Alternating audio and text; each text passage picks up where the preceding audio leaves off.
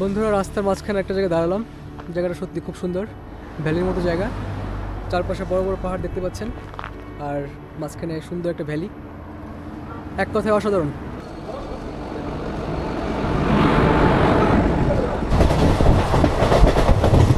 তো বন্ধুরা এটাই হচ্ছে এএসটিসি বাস স্ট্যান্ড। আর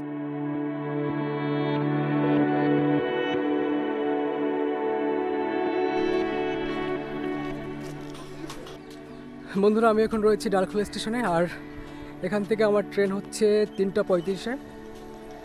আর দেখা যাক কতক্ষণ ট্রেনটা আসে। আর মূলত এখান থেকে আমার মেঘালয়ের জার্নি স্টার্ট হচ্ছে। ঠিক আছে বন্ধুরা, এরপরে ট্রেনে উঠে আপনাদের সঙ্গে দেখা হচ্ছে, চলুন।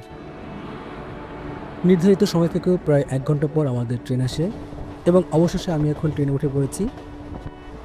এমনিতেই শীতের বিকেল, তারপর আবার ট্রেন 1 ঘন্টা লেট করে আসায় খুব শীঘ্রই বিকেল গড়িয়ে সন্ধ্যে নেমে এলো। এরপর আমাদের ট্রেন দুরন্ত গতিতে ছুটতে থাকলো গন্তব্যের দিকে।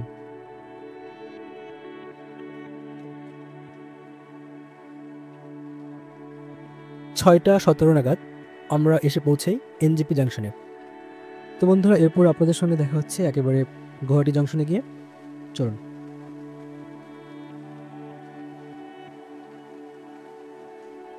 ঠিক ভোর 4:57 আমি গুয়াহাটি স্টেশনে নামি এবং নেমে যেটা দেখতে পেলাম তা দেখে সত্যি আমি মুগ্ধ।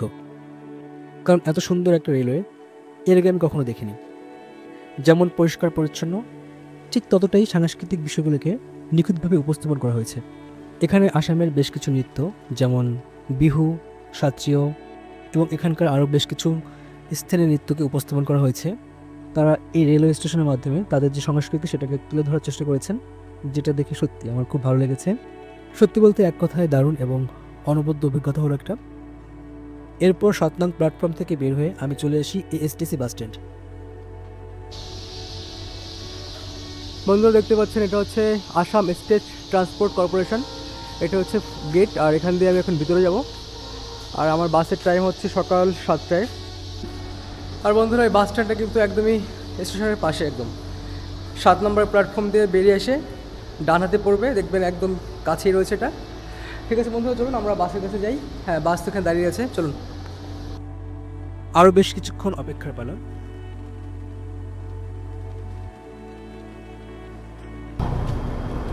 বন্ধুরা দেখতে পাচ্ছেন সামনে আমার বাস দাঁড়িয়ে আছে, আর এটি হচ্ছে এসটিসি বাস স্ট্যান্ড, একদমই গুয়াহাটি স্টেশনের পাশেই।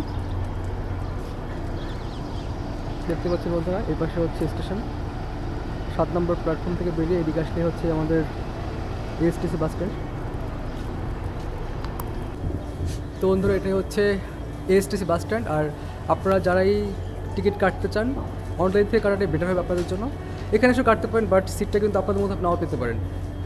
আর এটাই হচ্ছে কাউন্টার নম্বর 19, দেখতে পাচ্ছেন এটা হচ্ছে কাউন্টার নম্বর 19। এখান থেকে আপনি টিকিট বুক করতে পারবেন। তো বন্ধুরা দেখতে পাচ্ছেন এটা হচ্ছে বাসের ইন্টেরিয়র। বাসের ইন্টেরিয়র বেশ ভালো, আর মোট সিট সংখ্যা হচ্ছে 25টি। তো আমাদের টাইম হচ্ছে 7টার সময় বাস ছাড়বে, আর এখন যেহেতু সময় হচ্ছে 6:19, আরও প্রায় 40 মিনিট আমাদেরকে ওয়েট করতে হবে, তারপর আমাদের বাস ছাড়বে। আর আমি এই সামনের সিটটা নিয়েছি, এটাই নিয়েছি কারণ আমার যাতে ভিডিও করতে সুবিধা হয়, সেই জন্য আমি এটাই নিয়েছি। একদম ড্রাইভারের পাশের সিটটা আমার। আর বন্ধুরা সিটটা হচ্ছে এরকমই, এটাকে নামানো যেভাবে আর এভাবে রাখা যায় না, এটা আমি। আর আপনারা যারাই এখানে আসবেন এসটিসি বাস স্ট্যান্ডে, আপনাদেরকে সাজেস্ট করবো যে আপনারা প্লিজ আগের থেকে টিকিটটা কাটবেন, নাহলে কিন্তু সিট পাওয়া খুবই টাফ। আর আপনি যদি অনলাইন থেকে কাটতে পারেন, রেড বাস হোক বা মেক মাই ট্রিপ, যেখান থেকে কাটুন, আপনার একটা সুবিধা থাকে কি আপনি আপনার চুজ মতো আপনি আপনার সিটটা নিতে পারবেন। যার জন্য আমি আগে থেকেই রেড বাস থেকে আমি টিকিটটা বুক করেছিলাম। আর এটার ভাড়া হচ্ছে 200 টাকা, আর সম্ভবত কিছু ট্যাক্স লাগে রেড বাসের জন্য, আর সেই ট্যাক্স সহকারে ভাড়া হচ্ছে মোট ওই 220 টাকার মতো পড়েছে আমার। আর আপনি যদি শেয়ারিং দিতে চান, আর একদম এই পাশেই এদিকে রয়েছে শেয়ারিং কাউন্টার, সুমো কাউন্টার। ওখান থেকে গেলে হয়তো পার পার্সন 500 টাকা করে নেবে। আমার মতে আপনি যদি চাপাচাপি করে না যেতে চান তাহলে আপনি বাসে আসুন, সব থেকে বেস্ট আপনার জন্য। কারণ টাইম সেই একই লাগে, প্রায় 3 ঘন্টার মধ্যে লাগবে। তো বাসে গেলে আপনার জন্য বেস্ট হবে শিলং যাওয়ার জন্য। ঠিক আছে বন্ধুরা, চলুন এরপরে বাস ছেলে আপনাদের সাথে দেখা হচ্ছে পরে।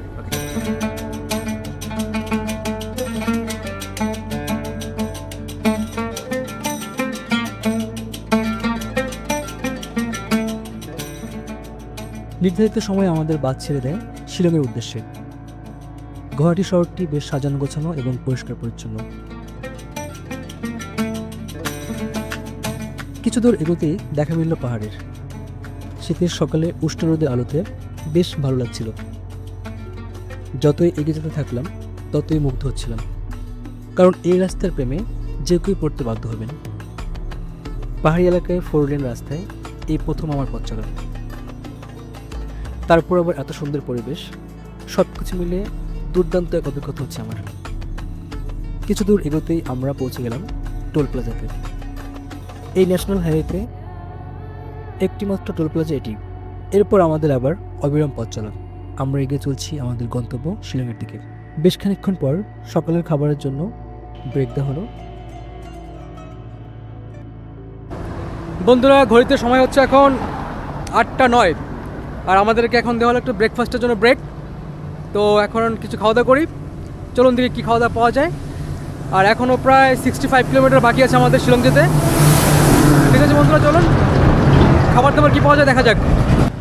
তো বন্ধুরা, এখানেই আমাদের জন্য ব্রেকফাস্টের ব্যবস্থা হবে। এখানে ব্রেক দেওয়া হলো একটা, দেখি কী পাওয়া যায়, চলুন। বন্ধুরা, আমি ব্রেকফাস্টের জন্য নিয়েছি পুরি আর সবজি, দেখি কেমন হয় খেতে, ওটা আপনাদের জানাচ্ছি। চলুন খেয়ে দেখি।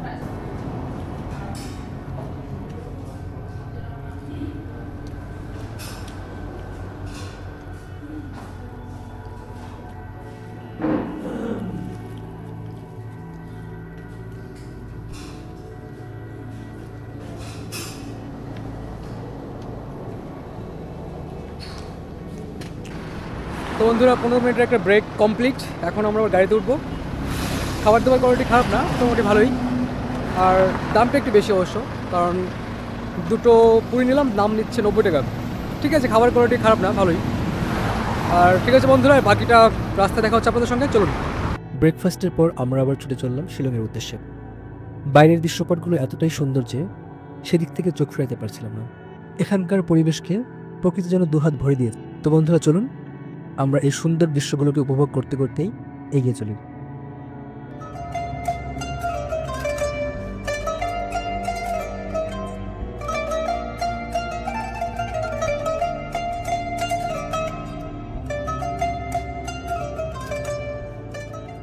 বন্ধুরা, রাস্তার মাঝখানে একটা জায়গায় দাঁড়ালাম।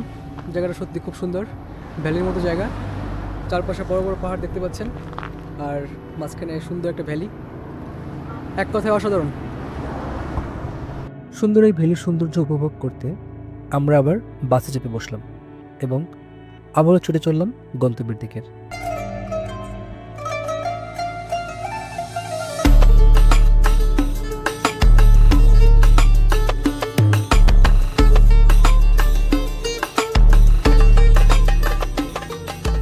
আরও বেশ কিছুক্ষণ গাড়ি চলার পর দেখা পেলাম শিলংয়ের কাছে সবচেয়ে আকর্ষণীয় যে লেক, উমিয়াম লেক। এই লেক যে কতটা বড় সেটা আমি আমার এই ভিডিওতে আপনাদের বোঝাতে পারবো না, তবে এই লেক আপনাদের সকলের মনে জায়গা করে নেবে। আমি অনেকবার দার্জিলিং আর সিকিম গেছি, কিন্তু শিলং যাওয়ার এই রাস্তা আলাদাভাবে আমার মনে দাগ কেটে দিয়েছে। এখানে রাস্তার দুপাশে রয়েছে বেশ কিছু চেরি ব্লসম গাছ, যেটা আমরা সচরাচর জাপানে দেখতে পাই, কিন্তু আপনি মেঘালয়ে আসলে শিলং যাওয়ার এই রাস্তায় আপনি এই গাছগুলোকে দেখতে পাবেন।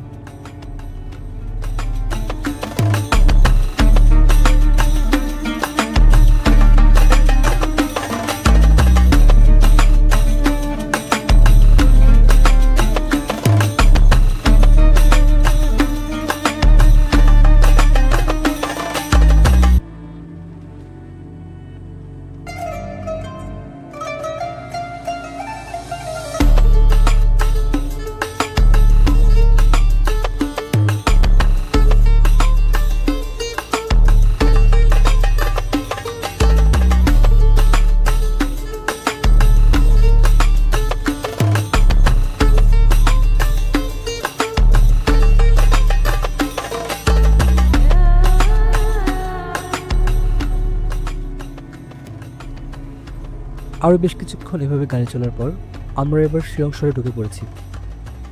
শহরটা বেশ সুন্দর এবং পরিষ্কার পরিচ্ছন্ন। যারা আপনারা শিলং এসেছেন তারা হয়তো বুঝতে পারবেন যে এই শহরটা কতটা সুন্দর। এখানকার জনপদ, এখানকার ঘরবাড়ি, অবকাঠামো সব কিছু খুব সাজানো গোছানো, আর আপনাদের মনে সত্যি জায়গা করে নেবে। ঠিক আছে বন্ধুরা, আমি আমার ভিডিওটাকে বেশি বড় করছি না। এরপর আপনাদের সঙ্গে একেবারে শিলং গিয়ে দেখা হচ্ছে। ততক্ষণের জন্য আপনারা সবাই ভিডিওর সঙ্গে থাকুন। আর চ্যানেলে নতুন হয়ে থাকলে প্লিজ চ্যানেলটাকে সাবস্ক্রাইব করুন এবং বন্ধুর সঙ্গে অবশ্যই শেয়ার করবেন। চলুন।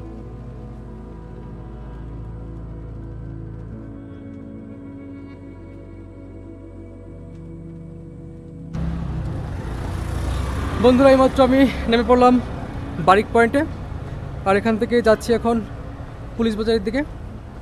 দেখে এখান থেকে কত দূর হয়, চলুন।